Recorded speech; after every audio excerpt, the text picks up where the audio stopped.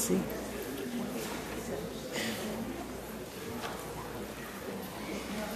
Andrew Chacon had an unbelievable year for us, especially at the start of the preseason. He came in and threw some of the biggest innings that we had in the preseason. He was our biggest surprise, and it was a lot of fun watching him out there. If you read some of the stuff he put up on the wall, he said he loved just going out there in the preseason, throwing those innings, and having everyone behind him. And you could tell he was really enjoying the game of baseball. And that was a lot of fun to watch with Andrew. He's a mature, responsible young man who is one of those guys where you know, whether it's in baseball, whether it's outside of baseball, he's going to land on his feet wherever he lands. Just his outlook on life, his character, the way how well-spoken he is. He was a lot of fun to coach this year, even if I didn't get him as many innings as he probably deserved. Next year he's headed to San Bernardino Valley College, where he will be pitching for them, and he's going to be studying graphic design, and he presently has a 3.48 GPA here in Chacon. Good boy, Drew.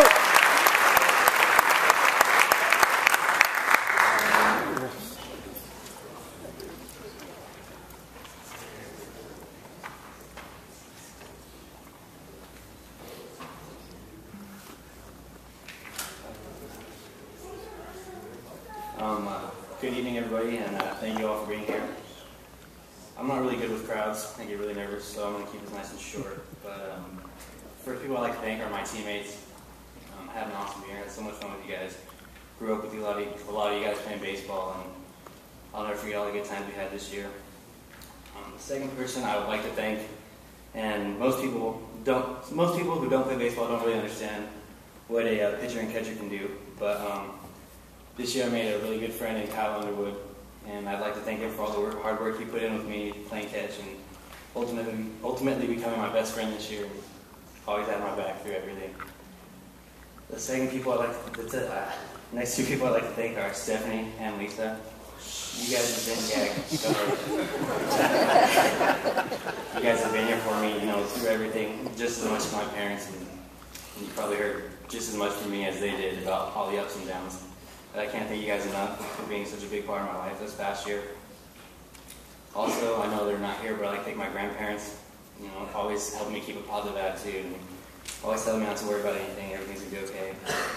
They were probably two of my biggest supporters this year.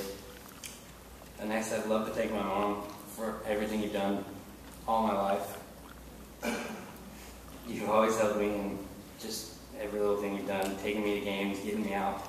Even back in those travel ball days, just taking me out to wherever we played. I know we have some pretty far trips and everything. And all those snacks and all the stuff you provided me with, I can't thank you enough. I love you, and thanks for everything. Last but definitely not least, I'd like to thank my dad, Chris. He was probably the biggest influence I've had ever in baseball. If it wasn't for him, I probably wouldn't have ever picked up baseball. He started me when I was young, and I've loved it ever since because of him. This year, he was definitely easily my biggest supporter. And I don't know if he knows this, I didn't want to tell him until now, but every day he would send me these quotes and positive, motivated messages.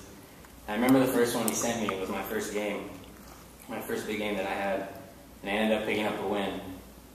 And you know how superstitious we baseball players can be. Sure enough, when he sent it to me, I didn't say a word about it, didn't reply to him, didn't do anything, so every day I got one, and every day just for being superstitious, I'd never text him back. That's the reason for that. I love it. I love you, and I appreciate everything you've done for me. I can't thank you guys enough. I know it's not quite over yet. We've got a couple more years. But I'm looking forward to it. It's been a great ride. I love you guys.